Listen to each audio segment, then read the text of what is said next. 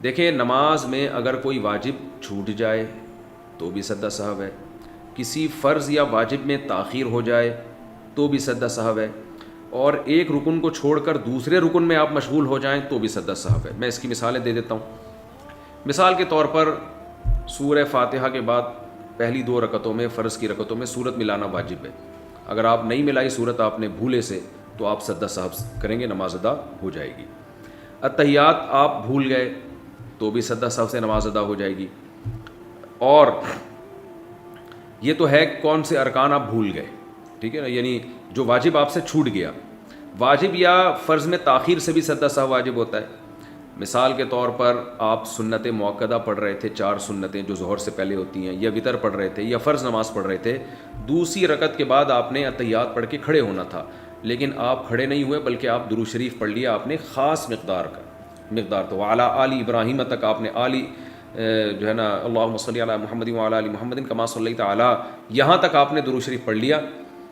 تو تاخیر سے آپ پر سجدہ سہو واجب ہو جائے گا۔ لیکن نوافل میں تاخیر سے نہیں ہوتا، نوافل میں 2 رکعت کے بعد درود شریف پڑھ لیں تو بھی کوئی حرج نہیں ہے۔ اسی طرح آپ نے تیسری رکعت کے بعد کھڑا ہونا تھا، لیکن یعنی امام کے پیچھے آپ نماز پڑھ رہے ہیں، امام نے سلام پھیرا،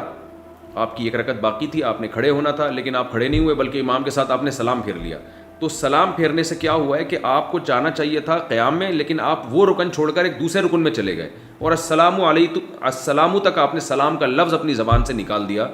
تو بھی آپ کو پھر آخر میں سجدہ سہو کرنا پڑے گا، کیونکہ 1 رکعت آپ کی باقی تھی اور آپ سلام پھیر لیا آپ نے، تو ایک رکن چھوڑ کر آپ دوسرے رکن میں مشغول ہو گئے۔ تو یہ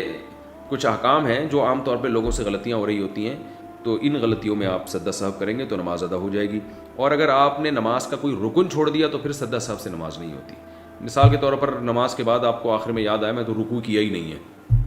نماز کے بعد یاد آیا، تو رکوع چھوڑنا تو ایک فرض چھوڑ دیا نا آپ نے، رکن چھوڑ دیا، تو اس کی سجدہ سہو سے تلافی نہیں ہوگی۔ یا نماز میں ترتیب الٹ دیں آپ کہ رکوع آپ نے چھوڑا تو تھا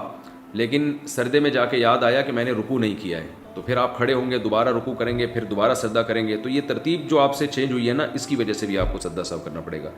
بہتر یہ ہے کہ بہشتی زیور جو کتاب ہے مسائل کی،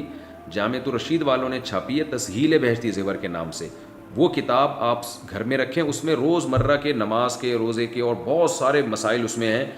علماء کہتے ہیں کہ ایک ایسی کتاب ہے جسے پڑھ کر آپ نیم عالم بن جائیں گے،